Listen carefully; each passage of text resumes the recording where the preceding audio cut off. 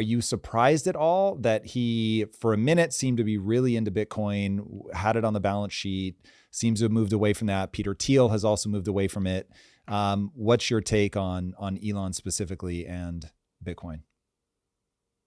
Well, there's a lot of things going on in the world right now, right? There's 100 different industries, and there's a lot of dynamic questions, right? So solving the problem of space travel, and solving the problem of electric cars, and solving the problem of satellites, and solving the problem of government efficiency, and solving the problem of free speech, and solving the problem of digital capital, and solving the problem of digital currency, and solving the problem of war, and solving the problem of medicine, and solving the problem of health, and solving the problem of overregulation, and solving the problem of overbearing capital markets, and solving the problem of climate, and solving the problem of fill in the blank. I could go on for another 100 problems.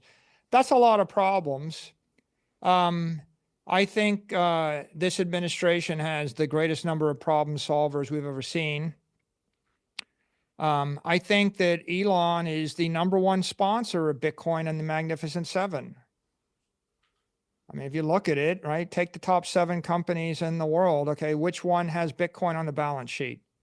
Tesla, right? So truthfully, Elon is the leader in understanding digital capital, on the base. Tesla has Bitcoin, SpaceX has Bitcoin. So I think Elon's been a great advocate, but so is Vivek, Ramaswamy, and so is I think David Sachs understands this, and I think the Secretary of the Treasury, Scott Bessent, and Atkins, the head of the SEC, and Trump, both Donald Trump and Eric Trump, and Howard Lutnick, the head of Commerce. So I think that you've got a lot of people that understand it. I think if you're parsing people's words and saying, did they say the perfect exact thing? Like I don't talk about the other 99 things. I don't utter my opinions on health and vaccines and foreign policy and the like, because you might not exactly parse your words correctly, or there might be someone that spent 100x as much time as you that's a bit more nuanced. So I think it's inevitable that when you are asked to opine on 100 subjects, you'll occasionally say, you'll communicate with a precision that leaves you open to criticism from someone, but I don't really get worked up over it. I think that we've got a good team right now, and I think that they understand the need for digital transformation, for innovation, and they will pursue it as effectively and as rapidly as they can, subject to the constraints of God and man. So, at the risk of getting you to comment on something that you don't have enough time looking at, as you look at the first, call it 18 months of the Trump presidency, what to you would just be an unbelievable win if they actually got across the finish line? And whether that's dumping gold and buying or getting in place a strategic reserve of Bitcoin, or simply making a statement about we're never going to sell, what would a real victory look like in the first 18 months? I think a digital assets framework will be a huge win. It'll bring the entire digital assets industry to life, and it'll And is that from catalyze an the SEC crypto. perspective? Like, hey, here's exactly what you can and can't do? I think if they have a digital assets framework, that's a big milestone. If they put in place a much lighter regulatory environment, if they remove a bunch of crippling, overbearing regulations that prevent entrepreneurial activity, that make it very difficult for companies to do anything, I think that would be a big win. And and then beyond that, avoid placing a crushing burden on the capital markets, or on free markets, so that people can move about and fix the problems in the world. I think that all of those things are quite possible. They'd all be good in the first 18 months. They'd be great for the world.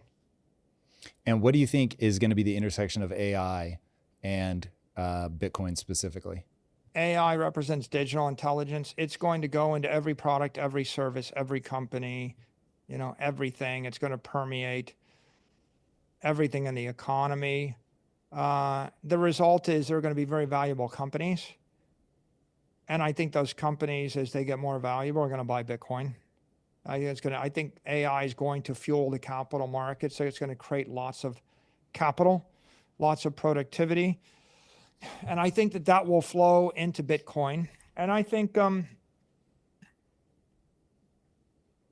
long term, the AIs will want to move money at a much faster speed. They'll want programmable, high frequency money, and that'll be Bitcoin. And so I think that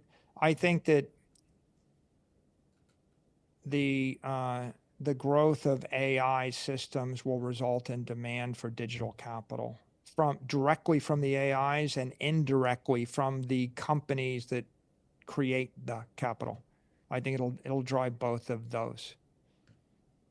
And that would Makes be my sense. first order and second order impact. There are some other possible things that could happen with AI, but they're more speculative. And I think those first two things are the things that drive multi-trillion-dollar impact on the capital markets. I love it. Michael, every time I get a chance to either research you or spend time with you, it is absolutely mind-blowing how many more pieces of the economic system I begin to put together. Where can people follow along with you, learn more about what you're up to? I post everything every day on X, Saylor, Saylor. And so if you want to follow me on Saylor.